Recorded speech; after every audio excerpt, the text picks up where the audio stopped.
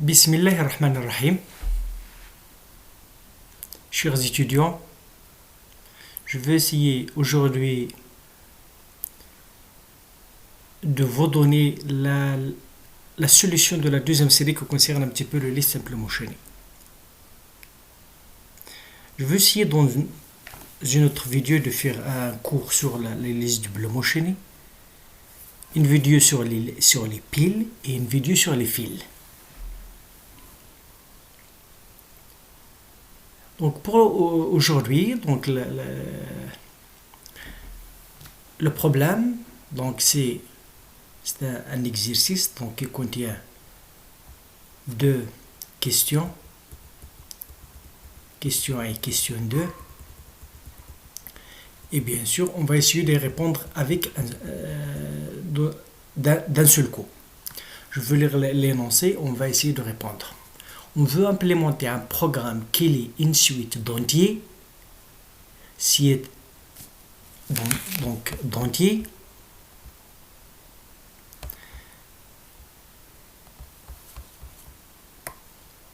les entiers. Donc le problème qu'on va traiter, il concerne les entiers.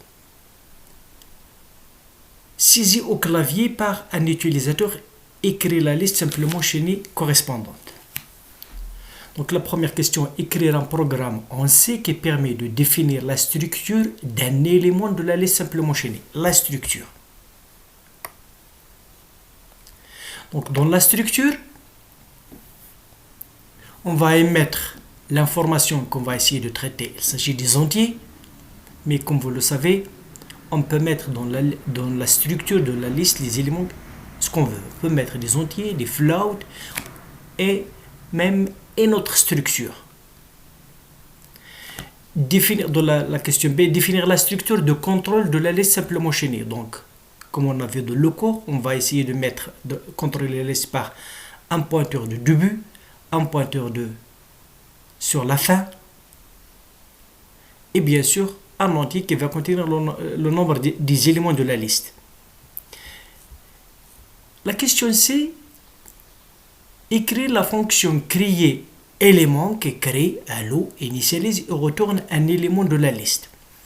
La fonction créer élément, il va essayer de créer, allouer l'allocation par la fonction malloc, initialise les champs, il va retourner l'adresse de cet élément en mémoire.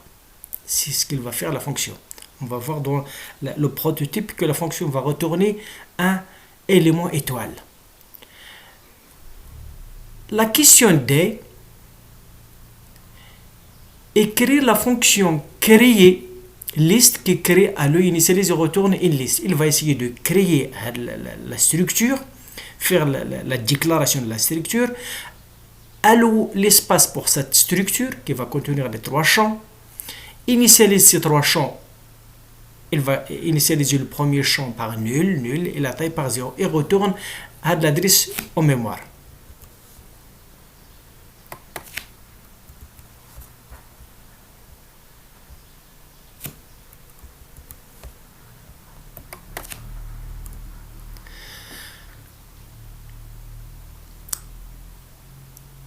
La question 1, écrire la fonction créer liste order qui crée la liste en respectant l'ordre de lecture des entiers positifs. Il nous indique qu'il s'agit des entiers positifs. Ça veut dire que au fur et à mesure de la saisie des entiers, si je saisis le 1, la valeur 1 de le premier élément, il va contenir la première position. Si je saisis 3 de le 3 de la deuxième position, si je saisis 2 de la troisième position, elle va respecter l'ordre. La condition d'arrêt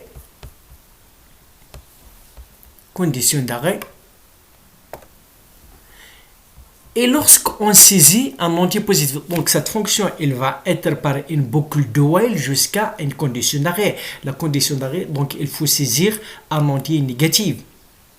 Ça veut dire que cette liste, il ne veut pas contenir aucun élément négatif, seulement des positifs. Donc, par exemple, je saisis les entiers positifs, positifs, positifs. Lorsque je dis, par exemple, la valeur -1, elle va arrêter la procédure de la construction des éléments.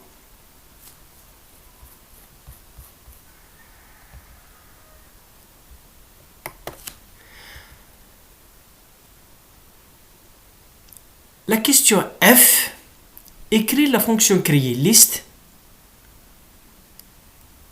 croissante qui crée la liste en rangeant les... Ah, maintenant il faut trier les éléments par ordre croissant au fur et à mesure de la saisie. Par exemple, si je saisis 1, 3, 2, donc elle doit les trier 1, 2, 3, etc. dans l'ordre croissant. Toujours la condition d'arrêt et lorsque je saisis un entier négatif. Donc, elle ne faut pas saisir les entiers négatifs. Donc, c'est une boucle de while jusqu'à saisir un entier négatif. Donc, dans la deuxième question, on veut maintenant développer une fonction qui permet de concaténer. Donc, on va essayer de concaténer.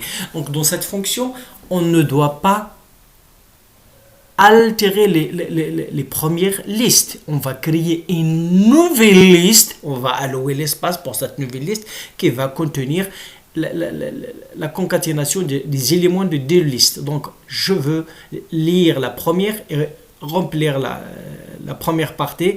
Et puis, lorsque j'ai terminé, je veux commencer par la deuxième jusqu'à terminer donc la fonction de concaténation.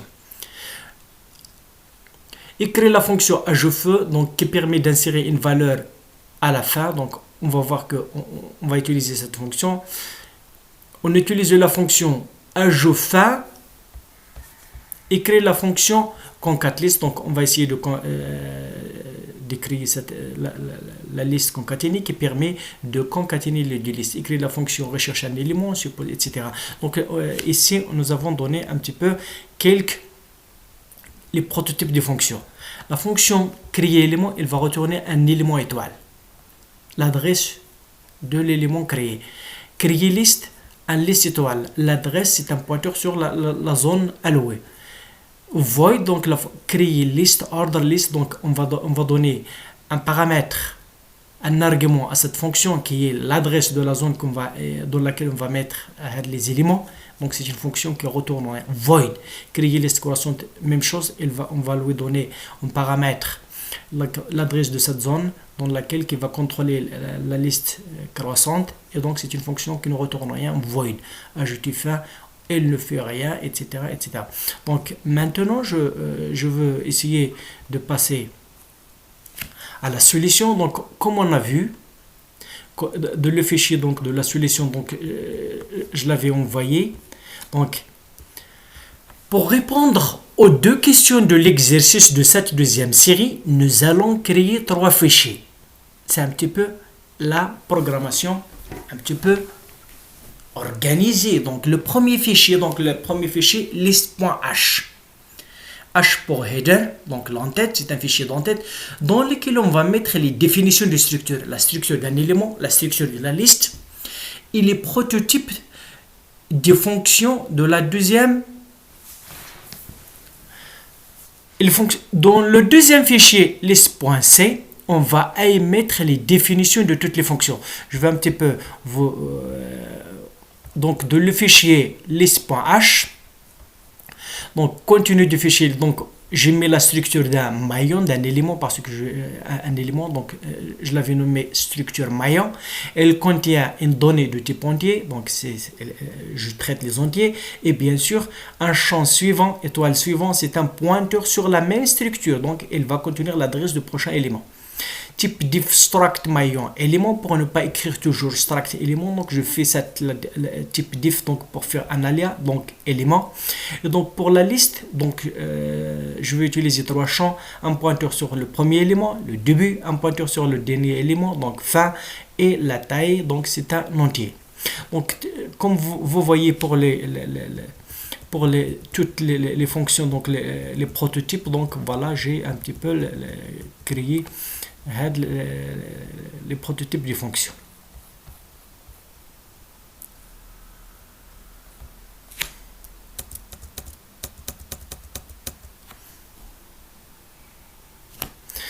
Donc pour le deuxième fichier, donc je vais essayer, donc je fais les inclus des bibliothèques standards, des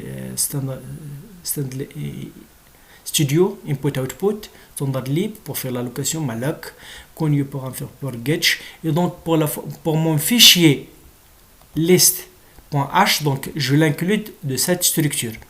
Donc ce n'est pas par les chevrons supérieurs et inférieurs, mais par les double cotes. Donc voilà, pour créer, pour la fonction, elle va déclarer un pointeur sur l'élément. Il va essayer de faire l'allocation par la fonction malloc et initialiser le champ donné par 0 et le champ suivant par nul. Il va retourner l'adresse de cette zone, donc la fonction elle va retourner un élément étoile. Pour la fonction créer liste, on déclare une liste, on fait l'allocation pour la liste, on teste est-ce que la zone est bien allouée. Mais chose aussi, on regarde est-ce que la zone est bien allouée, sinon on va sortir. Et puis lorsque la zone est bien allouée, on initialise les trois champs début par nul, fin par nul et la taille par 0. Et on retourne l'adresse de cette zone. Je retourne à mon fichier. Donc dans le deuxième fichier, comme vous voyez, on va émettre les définitions de toutes les fonctions, les codes des fonctions. Dans le troisième fichier list.r, je vais mettre la fonction principale main, dans laquelle je vais faire appel à toutes les fonctions. Les fonctions déjà construites donc dans le fichier list.c. Voilà, je retourne le dev. Donc voilà la définition de toutes les fonctions. Donc, je ne veux pas entrer dans toutes les fonctions. Par exemple, pour la liste order, elle va respecter l'ordre de donc, on a dit que c'est une boucle du while. Un nombre que je veux saisir au clavier, l'utilisateur va saisir un nombre et je le teste. Si c'est un positif, je crée un élément. Si c'est un négatif, je sors. Et donc, voilà, M, c'est l'élément que je veux créer si le nombre est positif. D'où saisir un nombre positif. Scan, donc je veux le saisir au clavier. Pourcentage dépasse, je veux le mettre dans l'adresse, etc. Ça, c'est un message seulement pour dire qu'est-ce que vous avez tapé. Donc, si le nombre est positif, supérieur ou égal à 0, je crée un élément. Je fais appel à la fonction créer élément qui va essayer d'allouer l'espace et initialiser les champs donnés par 0 et suivant par nul. Je veux mettre de le champ donné nul. Et je teste. Si la liste il est vide, si L taille est égal à 0, donc l'élément que je viens de saisir sera le premier élément. Et le dernier, L début est égal à M et L fin est égal à M. C'est non. C'est non, ça veut dire la liste contient déjà quelque chose. Le champ suivant de dernier, je veux mettre là-dedans M et il sera le dernier élément. Et bien sûr, il faut que je mets à jour la taille parce que si j'ajoute un élément, il faut que je mets taille plus plus. Bien sûr, donc c'est une boucle de while jusqu'à ce que l'élément, donc tant que cette condition est vérifiée, la liste va être un petit peu créée. La condition d'arrêt, c'est si je saisis un élément négatif. La deuxième liste, la deuxième fonction un petit peu, c'est la liste créée list order. Il n'est pas donc toujours donc je veux créer un élément, je veux essayer de saisir un élément en entier. Je veux créer, ça c'est l'élément que je veux créer, donc ça c'est pour saisir la position, ça c'est un son de pointeur temporaire, donc ça c'est pour un petit peu pour trouver la position où il faut l'insérer. Donc une boucle de while comme tout à l'heure, la condition d'arrêt et donc la saisie d'un entier négatif.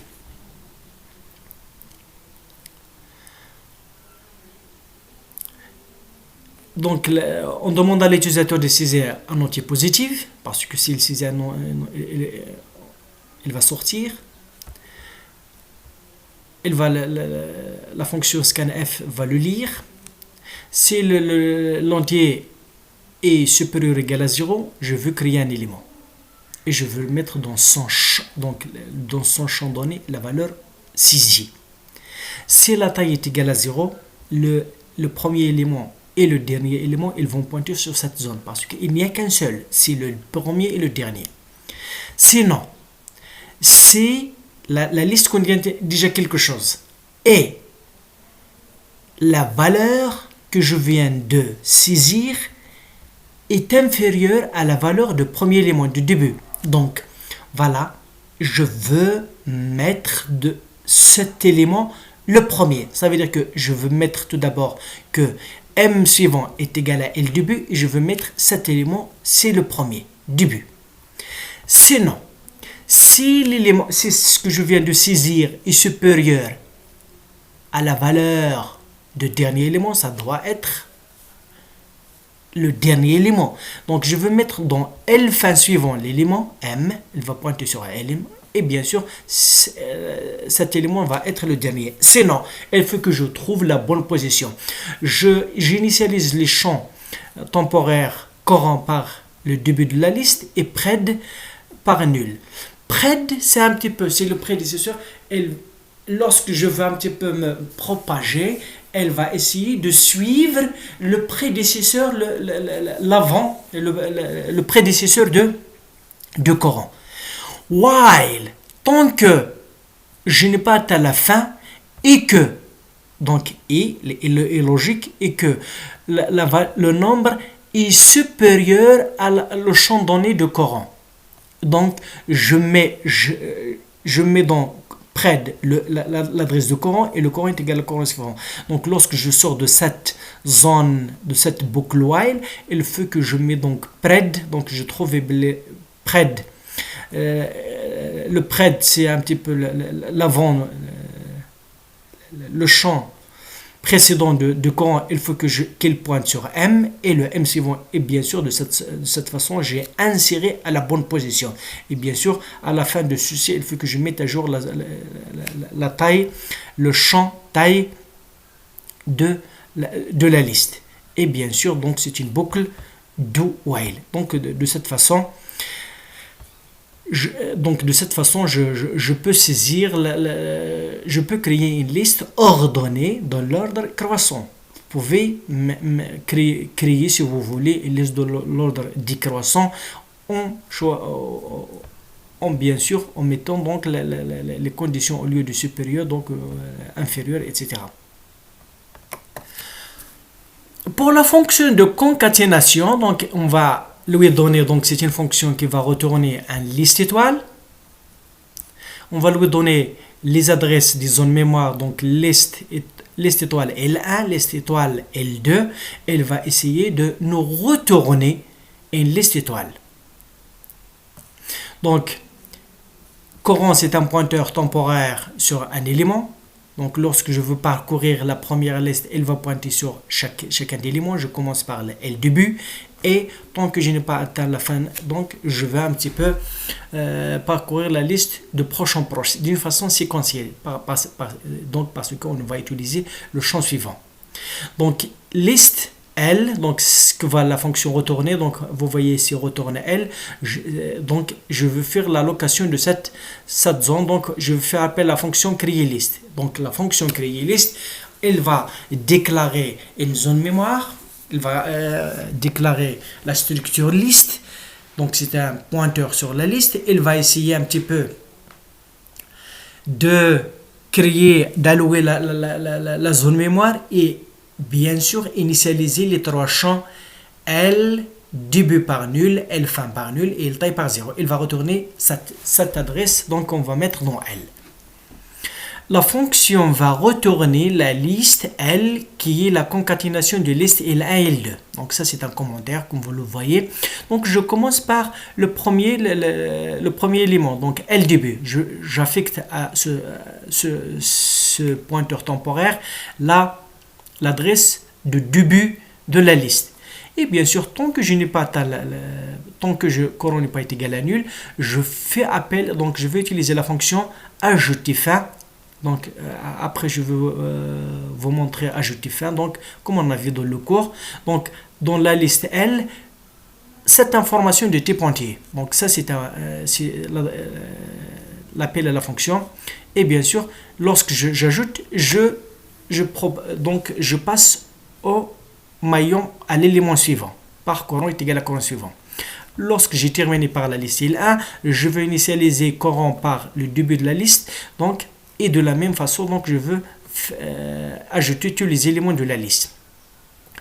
Donc, il y aura parmi vous ceux qui vont un petit peu essayer de mettre le champ L fin suivant est égal à L début de la liste, mais elles vont un petit peu écraser, donc on va perdre de cette façon la liste L1 L2.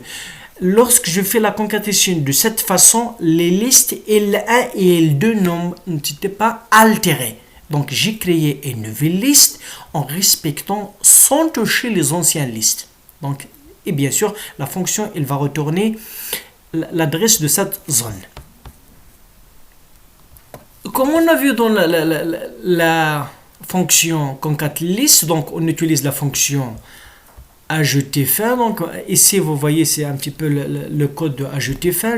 C'est une fonction void qui ne retourne rien, donc je l'avais mis dans la fonction un petit peu de le prototype void, donc il ne retourne rien.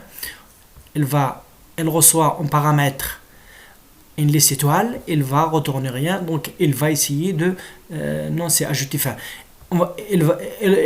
Donc ajouter fin, elle reçoit en paramètre une liste étoile et un entier, elle va ajouter dans la liste donc à l'entier. Elle va retourner, donc c'est une fonction void. Donc le code de la fonction, pour ajouter un élément, il faut créer un élément. Donc j'aurai besoin de créer un petit peu de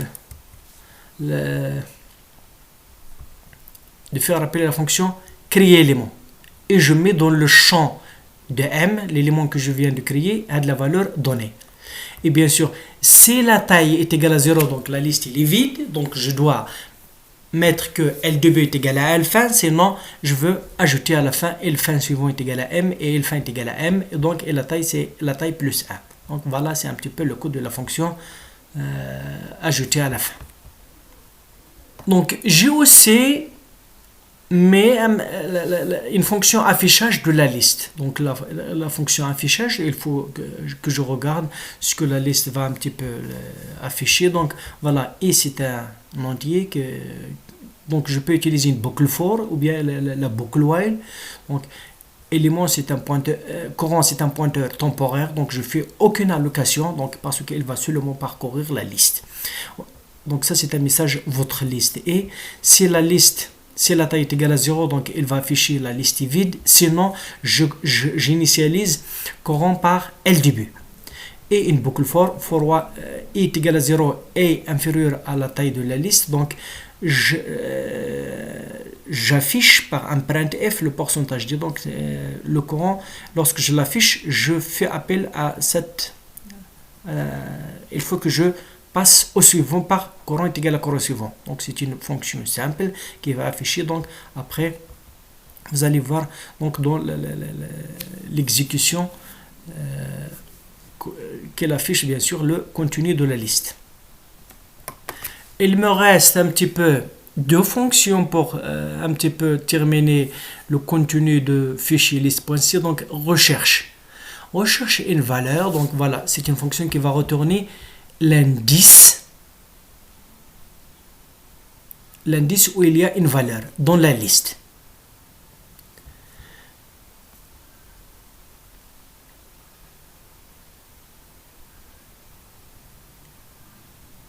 Donc c'est l'indice, donc non, ce n'est pas l'indice.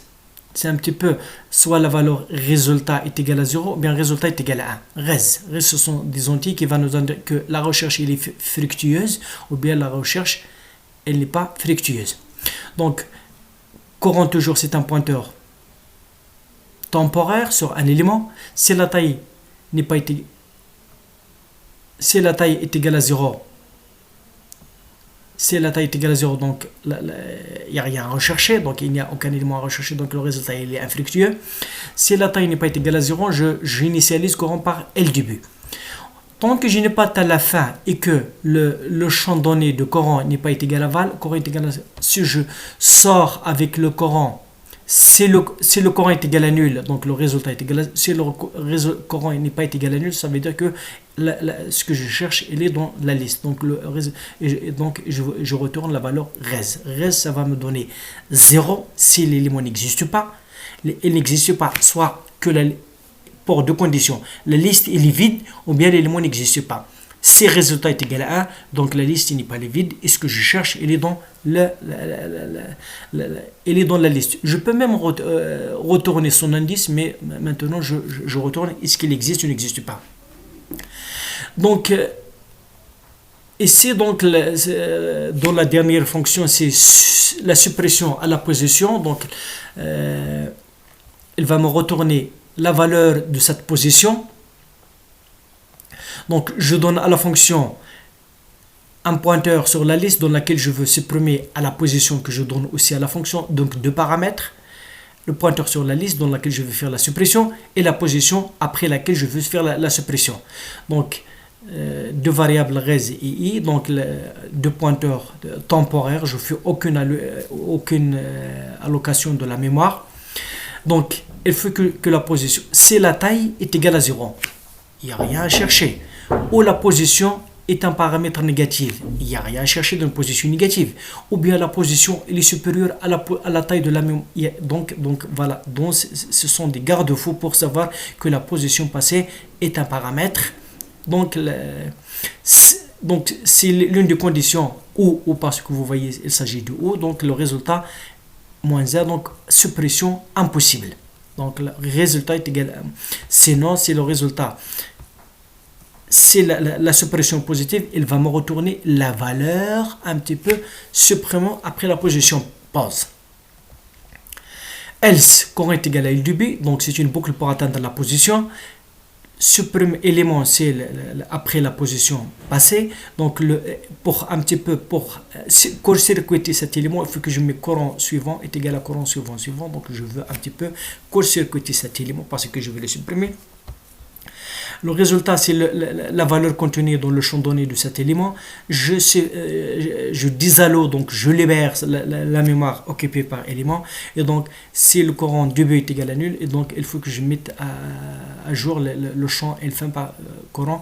Et il faut que je mette aussi la taille de la mémoire. Donc, pour dire qu'on a éliminé un élément, donc la taille c'est la taille moins 1, et la fonction retourne res. Maintenant, on va essayer de voir l'exécution. Donc avant de voir l'exécution, je vais vous donner un petit peu, donc voilà, V c'est la valeur donc que l'utilisateur va saisir. Position, c'est une position après laquelle il va un petit peu essayer de supprimer un élément. Res, sur le résultat qui va nous indiquer est-ce que la recherche est fructueuse ou infructueuse. Donc je vais utiliser trois listes. Liste L1, L2, L3. L1 c'est la liste qui va contenir les éléments dans l'ordre de saisie. L2 c'est une liste un petit peu ordonnée, triée par ordre croissant. Et L3 c'est la concaténation des deux listes. Donc je fais l'allocation de la liste L1 par créer liste. Donc je fais l'allocation de la mémoire et je fais appel à la fonction créer liste ordre L1. Elle va remplir. Donc tant que l'utilisateur va saisir les entiers positifs jusqu'à saisir un entier négatif. Et bien sûr, là, je veux essayer d'afficher le contenu de cette liste. L2, c'est aussi, je veux faire l'allocation de L2. Je veux créer cette liste dans l'ordre croissant, ça veut dire treillé, et je veux essayer de l'afficher à l'écran. Puis L3, c'est la concaténation de L à L2, et je veux essayer d'afficher L3. Donc, donner la valeur, donc puis je veux essayer de chercher une valeur. Donc, la valeur, Donc V, c'est un petit peu la valeur que je vais un petit peu donner ici. C'est la valeur que je veux chercher dans dans la liste concaténée. Donc j'essaie un petit peu d'éviter les accents. Il me gêne un petit peu dans l'affichage parce que etc. Donc c'est la valeur que je vais chercher dans la liste L3. Si le résultat est égal à moins 1, la recherche elle est infructueuse. La valeur V n'existe pas dans la liste. Si else, la valeur existe dans la liste. Puis je veux donc la position après laquelle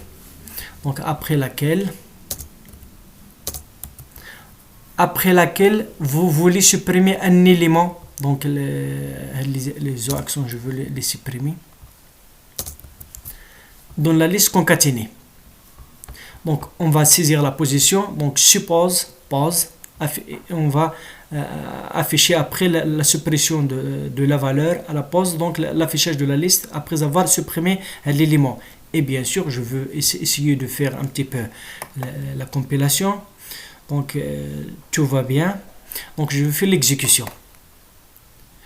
Saisir un nombre positif. Je veux saisir par exemple la valeur 4. Saisir un nombre positif. 18.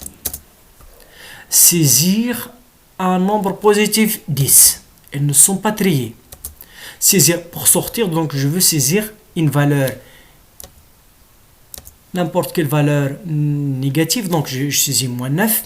Et voilà, votre liste est 4, 18, 10. Elle n'est pas triée. Premier élément saisi, c'est 4. Elle est de la première position. Le deuxième élément saisi, c'est 18. Il est de la deuxième position. Et le troisième élément saisi, c'est 10. Il est de la troisième position. Donc, ce message, c'est un petit peu pour la deuxième liste triée. Je veux les donner dans l'ordre désordonné, mais il faut qu'elle va les trier. Par exemple, je donne 1. Je donne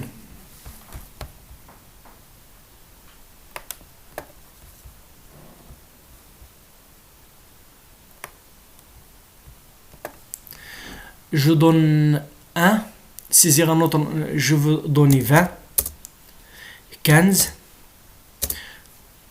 je peux ajouter un autre, 40, je vais un petit peu saisir maintenant un nombre négatif pour sortir, moins 2. Votre liste, la première, donc il est trié 1, 15, 20, 40. Votre liste, la concaténation, la première liste, c'est 4, 18, 10, 4, 18, 10. Puis, on va mettre la suite, donc L2, 1, 15, 20, 40. Donnez la valeur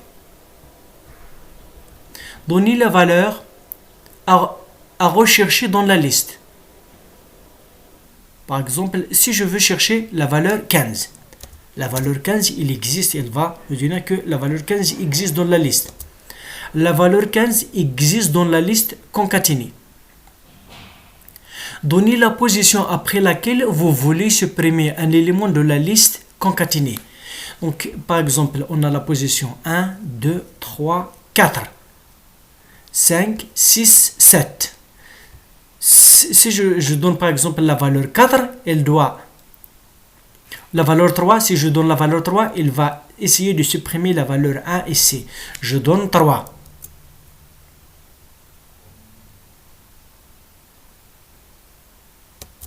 Donc la liste, votre liste c'est 4, 18, 10. On a court-circuité ça, on l'a supprimé 15, 28, 20 et 40. Donc voilà, c'est un petit peu donc l'objectif de cette vidéo, donc pour un petit peu mettre en exécution le code que je mets. Donc pour le code, je veux un petit peu vous l'envoyer à WhatsApp. Donc c'est des fichiers des fichiers texte, et donc vous pouvez exécuter chez vous et voir donc le code donc et l'exécuter chez vous. Donc voilà, chers étudiants, je vous remercie d'avoir suivi la vidéo. Donc comme j'avais dit, donc je vais essayer de faire une vidéo pour les listes double motionnées. Je peux aussi faire une liste sur les piles, donc parce qu'elles sont utilisées en exécution des expressions arithmétiques. Je nous des expressions arithmétiques, on peut les voir dans les piles. On va voir aussi les fils d'attente, les fils parce que ce sont des structures qui sont utilisées en système d'exploitation, surtout pour la gestion du processus, la gestion des processus d'impression, etc. Donc elles sont utilisées en informatique. Je vais essayer de faire les deux vidéos, une à la liste double motionnée et une à la les piles et les fils. Je vous remercie. Donc si vous avez quelques remarques, n'hésitez pas à me contacter sur mon mail اللي كان عطيكم ديما. دونك السلام عليكم ورحمه الله تعالى وبركاته.